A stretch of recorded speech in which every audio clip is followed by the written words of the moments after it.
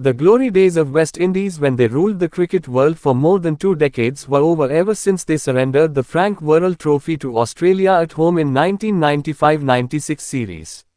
Since then West Indian cricket has taken a downward spiral, suffering series defeat to all test-playing nations barring Zimbabwe. For the first time in their history, West Indies were whitewashed at home in a 3-test match series by Australia. To add to the insult, West Indies were bundled out for paltry 27 in the second innings while chasing 204 for victory in the final test.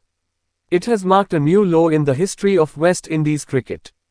To be fair, West Indies were competitive but failed to seize the moments when it mattered, and batting was a big letdown. The bowlers, especially Shanma Joseph, Alisari Joseph, Jayden Seales, put in a lion-hearted effort to put Australia on the back foot in all the 3 tests.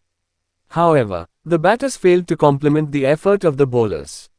Bred on constant dose of T20 cricket, the modern-day West Indian batters don't have the temperament or technique to play Test cricket. The West Indies board has called for an emergency meeting to be chaired by legends Clive Lloyd, Brian Lara, Vivian Richards. Clive Lloyd said West Indies needed batters like Larry Gomez who put a heavy price on their wickets. He wanted the batters to play ugly and occupy large periods of time at the crease, which was essential for Test cricket. The modern Windies batters don't know the art of Test batting, where patience is one of the most important prerequisite. Brian Lara sounded a warning that the present-day West Indian cricketers are not interested to play international cricket, and they see their period with the team as a platform to find lucrative deals in franchise cricket. The mushrooming of franchise leagues around the world is luring talented cricketers from West Indies. The cream of talent from the small island nations are more interested in playing T20 leagues around the world.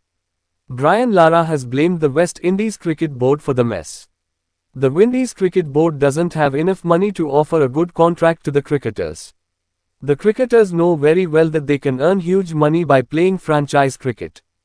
Andre Russell, one of the most valuable players in franchise cricket now, said the players don't want to sign contracts which are not lucrative and they can make loads of money as a freelance T20 player. Playing Test cricket for the West Indies is not attractive, he said. Nicholas Pooran, another big star in franchise cricket, has quit international cricket at 29. Pooran's retirement at a young age from international cricket is not surprising, and the West Indies board is helpless as more big names will follow Pooran soon.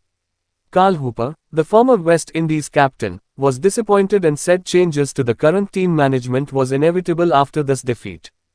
Clive Lloyd has called for a change in the ecosystem and a drive to find players who can play the waiting game and play Test cricket. The cricket world needs a strong West Indies side, and Big Three India, Australia, England should initiate steps to promote cricket in the West Indies.